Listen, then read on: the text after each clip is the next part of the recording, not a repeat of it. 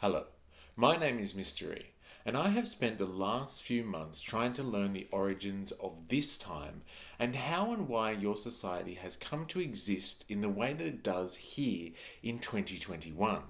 So I have decided that over the next series of video logs, I am going to analyze how your society has developed to the present day. And I do this in the hope that I, as a result, will understand my future and its origins. My name is Mystery. For reasons unknown, I have been thrown back into the past almost 100 years, and this is my story.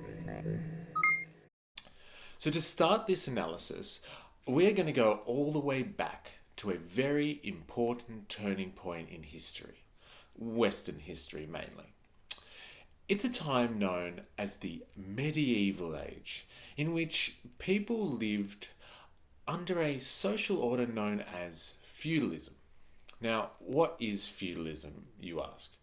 Fair question, because I wasn't too sure until I started researching this either. Feudalism is, in a nutshell, a social hierarchy, a system with four tiers. Okay, you have kings and monarchs who preside over the land area known as a kingdom at the very top, and then you have lords and aristocrats underneath them. Then you have your knights and military persons under that, and at the bottom you have a majority of people known as serfs and peasants. Now, this bottom class is responsible for working the land and producing all of the agricultural goods that keeps the system going. Now, lords, they would manage their land, the peasants, and their own affairs, and if required, they would provide military support and tribute to their king. Now, this system was spread across the Christian world and, as such, was supported and held together by the church. Now, the church was a wide reaching, kingdom crossing system of spiritual and cultural control, ruled by superstition, let's call it. The church had complete control over literature, culture, history, knowledge, basically all thought. This is why the medieval time is sometimes referred to as the Dark Ages, a holy vacuum of progressive ideas, let's say. However, around the 15th century, with the rise of a merchant class, discoveries of new lands, and technological advances, collective thought started to, let's say, go beyond the constraints of this controlling church. People began to question the divine right of kings and why the church got to decide on what was socially acceptable. Now, this time was known as the Renaissance, and it was very much influenced by classical antiquity, basically ancient and Greek Roman culture.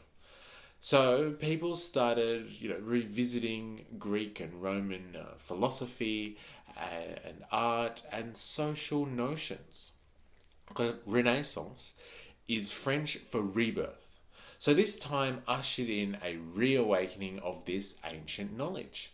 But further than that, it looked to reimagine it.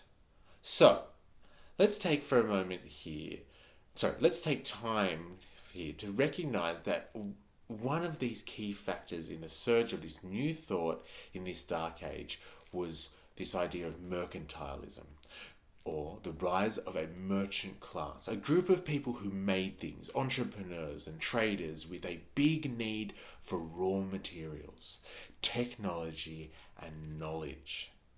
Now, these merchants, they started to increase their social status due to the wealth they were creating. However, in a feudalistic world, secure social status came by birthright alone and not by money. But, as you've probably guessed, with the coming advances in technology and science and knowledge and the breakdown of the church, called the Reformation, this was about to change forever.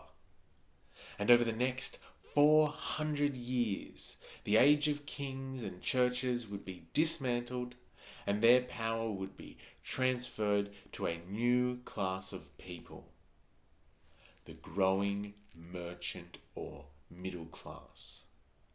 Those that would use their wealth and knowledge to gain power and revolutionize the world.